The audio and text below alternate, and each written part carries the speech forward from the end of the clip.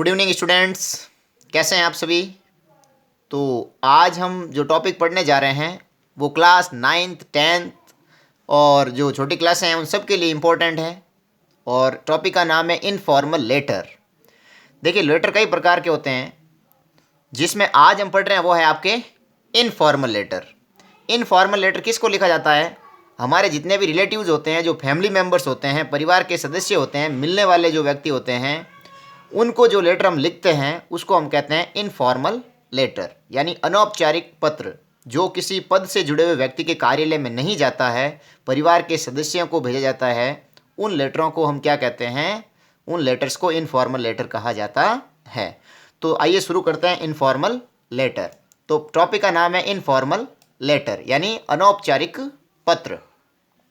सबसे पहले लेटर लिखने, जब भी आप लेटर लिखते हैं तो सबसे पहले इस साइड में आपको अपना क्या लिखना है? Self address. सेल्फ का मतलब होता है स्वयं का पता, यानी आपको यदि जो सेल्फ एड्रेस लिखना है, या तो आपको क्वेश्चन में लिखा हुआ मिलेगा, और अगर क्वेश्चन में लिखा हुआ नहीं है तो यहाँ पे आपको कोई ना कोई सेल्फ एड्रेस जरूर लिखना है। तो सेल्फ एड्रेस आपको यहाँ पे जरूर लिखना है। जैसे कोई भी काल्पनिक मैं बता देता हूँ, यहाँ पे आपको मान लो क्वेश्चन में दिया है तो आपको लिख सकते हो 125 कृष्णा नगर जोधपुर, ऐसा कोई भी आप यहाँ पे नाम नोट कर सकते हो।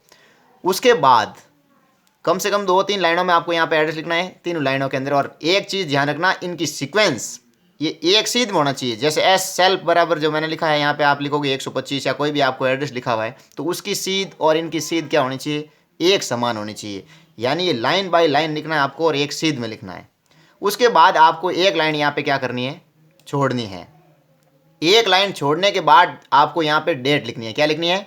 डेट। डेट लगा के नहीं, आपको सीधा, जैसे आज 6 तारीख है तो आप यहाँ लिख सकते हो 6, और यहाँ पे आप इंग्लिश का एक वर्ड काम लोगे, जैसे मार्च है तो MARCH पूरा लिख सकते हो। जैसे यहाँ पे मैंने लिखा MARCH, तो 6 मार्च यहाँ पे आप पूरा भी लिख सकते हो। और उसके बाद इसमें कोई कोमा या कोई भी ऐसा शब्द काम में नहीं लेना है। उसके बाद जैसे 2021 है तो हम यहाँ पूरा लिख देंगे 2021। तो ध्यान रखना, ये 2021 जो लिखा है ये आपको डेट के स्थान पे लिखना है, यहाँ डेट पूरा नहीं लिखना है। 6 मार्च 2021 ये आपको एज इट एज ऐसे लिखना है, डेट लगा के नहीं लिखना है। ये लिखने के बाद आपको एक लाइन और फिर से क्या करनी है? आपको यहाँ पे छोड़नी है। तो यहाँ पे डेट से पहले भी एक लाइन छोड़नी है और डेट के बाद भी आपको एक एक लाइन क्या करनी है? छोड़नी है। फिर बढ़े आगे तो यहाँ पे आपके आएगा सॉल्यूटेशन, शिष्टाचार शब्द आएगा। अगर अब आप देखो यहाँ पे लिखना आपको माई डियर। अगर आप माता जी को भेज रहे हो तो यहाँ पे लिखोगे माई डियर मदर। आप अपने पिताजी को लिख रहे हो तो यहाँ पे क्या हो जाएगा? My dear father. आप अपने भाई को लिख रहे हो तो माई डियर ब्रदर। आप अपनी बहन को भेज रहे हो तो हो जाएगा माई डियर सिस्टर। आप अपने चाचा को भेज रहे हो तो हो जाएगा माई डियर अंकल। अगर आप अपने चाची जी को लिख रहे हो तो हो जाएगा माई डियर आंट या आंटी। और या फिर आप अपने दोस्त को क्या कर रहे हो? लिख रहे हो, तो दोस्त का यहाँ आप क्या कर सकते हो? नाम लिख सकते हो। जैसे आप अपने कोई दोस्त रमन को भेज रहे हो तो माय डियर रमन, उस दोस्त का क्या कर देना? आपको नाम लिखना है। तो सबसे पहले सेल्फ एड्रेस, उसके बाद में डेट, डेट के बाद my dear mother father brother sister uncle aunty friends name, जिसको भी आप लेटर लिख रहे हो उसका यहाँ पे सॉल्यूटेशन लिखना है।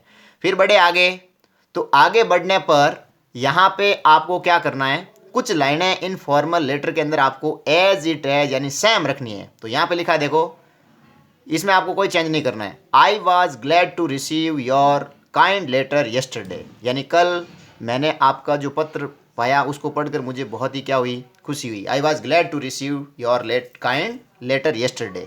उसके बाद लिखना है and felt happy reading it.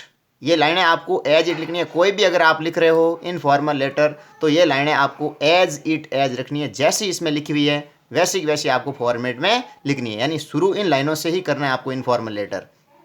इसके बाद आगे लिखा है I am happy and healthy here and I hope that you will be also happy and healthy there by the grace of God. ये लाइन भी आपको एज इट एज ऐसे कैसे लिखनी है कि आई एम हैप्पी एंड हेल्दी, यहाँ भी मैं बिल्कुल खुश और स्वस्थ हूँ, या सकुशल कह सकते हो आप, मैं बिल्कुल यहाँ पे सकुशल हूँ। हियर यानी यहाँ पे, एंड और आई होप मैं क्या करता हूँ? आशा करता हूँ, दैट की you will be also happy and healthy there, कि आप भी वहाँ पे बिल्कुल सकुशल होंगे, by the grace of God यानी भगवान की असीम कृपा से। तो ये लाइन भी आपको एज इट एज क्या करनी है? लिखनी है। कौन सा लेटर पढ़ रहे हैं? Informal letter. ये लाइनें आपको सेम रखनी है। फिर आगे बढ़े तो आपको यहाँ पे लिखना है my study is going on very well, यानी मेरी पढ़ाई है वो बिल्कुल ठीक ठाक चल रही है।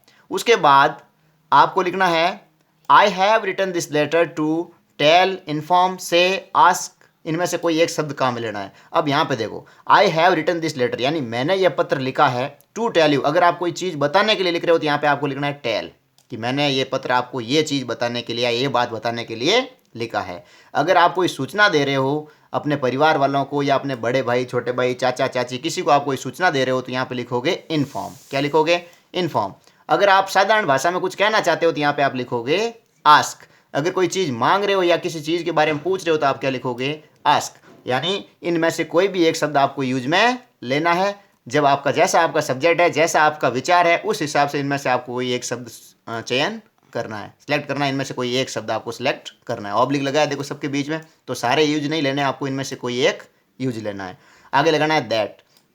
अब यहाँ पे देखो ये जो लाइन है मैंने यहाँ पे छोड़ रखी है, इसका मतलब है कि आप जिस विषय के बारे में लेटर लिख रहे हो उससे हिसाब से, मान लो आप कोई बधाई पत्र यानी कॉन्ग्रेचुलेसन लेटर लिख रहे हो तो यहाँ पे सारी बातें किसकी आ जाएगी? बधाई की आ जाएगी। भाई आपने अच्छा काम किया, आपने अच्छी मेहनत की और उसका परिणाम तुम्हें मिला, यानी बधाई से रिलेटेड यहाँ पे आपको सारी चीज़ें क्या करनी है? लिखनी है।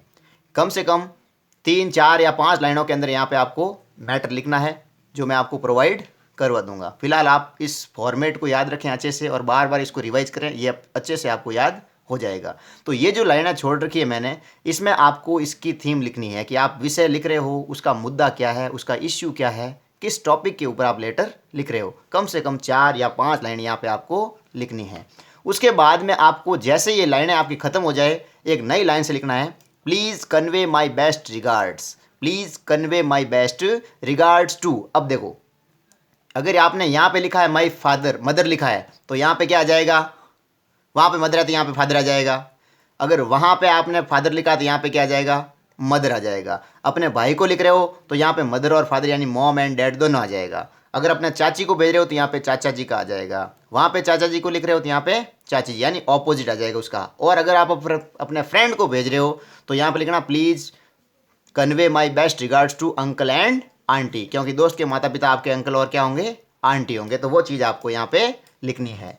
उसके बाद में एंड टेक्स केयर ऑफ, अगर पिताजी को लिख रहे हो तो यहाँ पे लिख देना हर, माता जी को लिख रहे हो तो यहाँ पे लिख देना हिम, यानी यहाँ पे आपको ऑब्जेक्टिव केस प्रोनाउन का जो होता है वो आपको यहाँ पे काम लेना है। उसके बाद में यहाँ पे आपको लिखना है लव टू, कोई छोटे बच्चे का यहाँ पे नाम लिख देना, गोलू, मोलू, सोनू, चिंटू, मिंटू, कुछ भी आप यहाँ पे एक नाम यूज कर सकते हो। कोई भी एक छोटे बच्चे का प्यारा सा आपको जो भी अच्छा लगे वो यहाँ पे लिखना है। तो ये सारी चीज़ें लिखने के बाद जैसे ये ख़त्म हो, नीचे आपको लिखना योर लविंग। अब आप पिताजी के क्या हो? पुत्र हो तो यहाँ पे लिख दोगे सन। अगर आप पुत्री हो तो यहाँ पे क्या कर दोगे? लिख दोगे डॉटर। अगर आप चाचा जी के क्या लगते हो आप, तो या तो नीस या फिर नेफ्यू, तो वो चीज़ें आप यहाँ पे लिख सकते हो। तो डॉटर, सन, डॉटर, नेफ्यू, नीस। और आप अपने दोस्त को भेज रहे हो तो यहाँ पे हो जाएगा योर लविंग। यहाँ पे आप फ्रेंड लिख सकते हो, योर लविंग फ्रेंड। और नीचे आप अपना क्या लिख सकते हो? यहाँ पे अपना नाम लिखना है। तो ये तो था केवल आपके इनफॉर्मल लेटर का फॉर्मेट।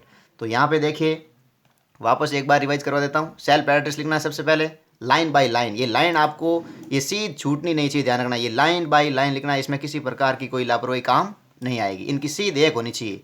ये लिखने के बाद यहाँ पे आपको डेट लिखनी है। डेट लिखने के बाद में यहाँ पे सॉल्यूटेशन लिखना है आपको, मदर फादर जिसको भी भेज रहे हो। उसके बाद में ये लाइनें आपको एज इट एज रखनी है, इसमें किसी प्रकार का कोई छेड़छाड़ आपको नहीं करनी है। उसके बाद यहाँ पे जो लाइनें छोड़ रखी है मैंने, इसमें आपको टॉपिक के अकॉर्डिंग क्या करनी है? लाइनें यहाँ पे मेंशन करनी है।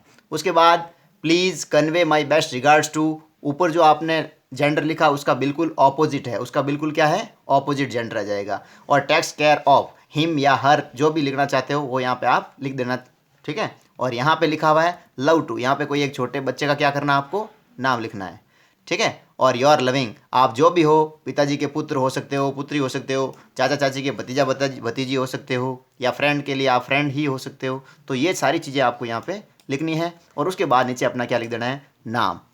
और अगर आपको कोई प्रॉब्लम आ रही है तो ये व्हाट्सएप नंबर यहाँ पे नोट किए हुए हैं, आप इस पर किसी भी प्रकार की समस्या का समाधान पा सकते हो। और आपने अगर हमारे चैनल को सब्सक्राइब नहीं किया है तो आप इसको सब्सक्राइब कर लें, वीडियो को शेयर करें, लाइक करें और एग्ज़ाम के लिए आपको ऑल द बेस्ट, शुभकामनाएं। Thank you.